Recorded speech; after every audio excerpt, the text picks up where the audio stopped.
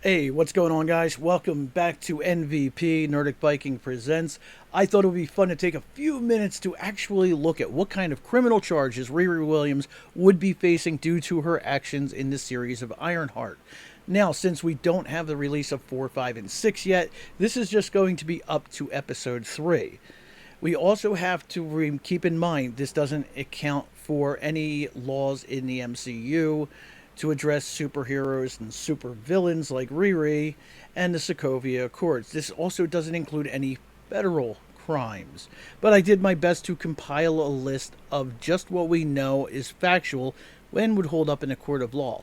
Mind you, these are just the charges without individual counts.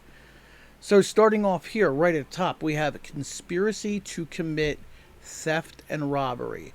This is the conspiracy behind the robberies.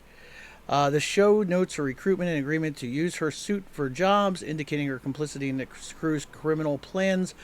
The series confirms multiple heists, reinforcing this charge. Theft and robbery, basically everything Riri Williams has done since Wakanda Forever. Her direct participation in heists, where she uses the Ironheart suit to steal from targets, aligns with the charges of theft or robbery. The first half of the series is a heist procedural with generic victims suggesting property crimes. Manslaughter or murder, one of my favorites here. In episode 3, Riri allows John to die, the Hood's cousin, to suffocate to death at Heirloom to prevent him from alerting Parker that she has turned against him in the crew. This action directly results in death, potentially constituting manslaughter, unintentional killing, or murder, intentional killing, depending on legal interpretation. Now, it is Riri's choice to let John die. That is not the values of a hero. This suggests intent or reckless disregard, key for murder or manslaughter charges. Now, manslaughter could apply if seen as reckless, while murder might be considered if intent is inferred from her actions to silence him. So, murder. Accessory to a crime. As a member of the heist crew, Riri facilitates other crimes, and this actually gets pretty interesting. Riri facilitates other crimes, such as the failed home invasion mentioned in episode 1, where the crew's tech expert Stewart is replaced. Her continued involvement makes her an accessory to these crimes, even if not directly committing them. That's really interesting. The supporting evidence of that is the crew's operations, including Stewart's failure and Riri's subsequent role, implying her awareness and facilitation of other crimes. Being an accessory involves aiding or abetting, which fits her role in the crew's broader criminal activities. Now, use of a deadly weapon. First thing you're going to go to is firearms or knives, but the Ironheart suit in itself is a mobile weapons platform. So the Ironheart suit, a highly advanced piece of technology and mobile weapons platform, is used during the heist. Depending upon which jurisdiction, and mind you, again, this is the MCU, this could be considered employing a deadly weapon, especially if used to intimidate or harm, as seen in her confrontation. Now, supporting evidence of this. The show's plot involves Riri using the suit for heists with capabilities like flight and superhuman strength, noted in the MCU wiki, and I did check the suit's capabilities at this point, which suggests potential for deadly force. This emphasizes its status as a weapons platform, reinforcing this charge. And of course, using a weapon as a crime can enhance any of these charges. Theft of the university property. The Ironheart armor was stolen from MIT, where Riri built it, valued it in the millions. I would argue it's probably a lot more of that than that, maybe in the hundreds of millions, and is a mobile weapons platform. And nice that they left it lying all around the lab for her to easily steal. I mean, they couldn't even put an air tag in this thing. If the armor was built using MIT resources and taken without authorization, this could constitute theft of university property. Now, Riri is a MIT student, and of course she gets expelled.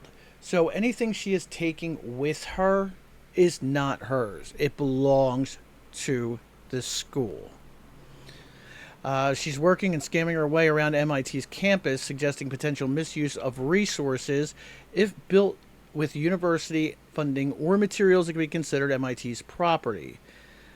Theft of university property involves taking items of significant value without permission, fitting the armor's description.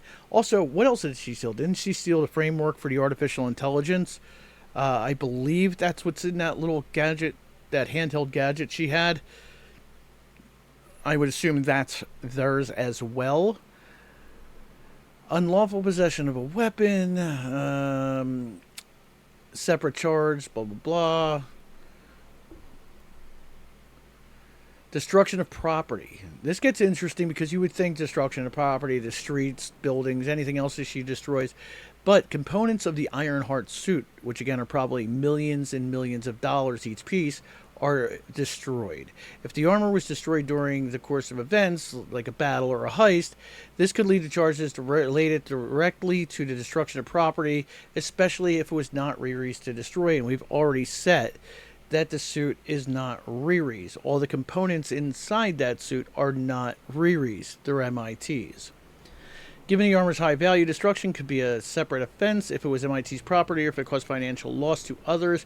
We would never even get down to that charge. The feds would have her before they even saw any of this. I mean, terrorism right off the top. You can't have a weapon platform like that. Destruction of property involves damaging or destroying another's property, which could apply if the armor was not hers to destroy and this destruction caused loss. All right, now let's look at the comparative analysis with the real world, with our world's legal system. The charges that I listed are analogs based on the U.S. legal systems, where conspiracy, theft, robbery, manslaughter, murder, weapons use, and property destruction are recognized crimes. However, the fictional MCU setting means exact charges would depend on the universe's legal framework, which is not detailed, but it is. We know enough from the MCU that they've told us themselves, like with the Sokovia Accords, that they are well and truly prepared to handle criminals like Riri. The analysis assumes real-world parallels for clarity, acknowledging the narrative superhero context where actions are often justified or mitigated by heroism.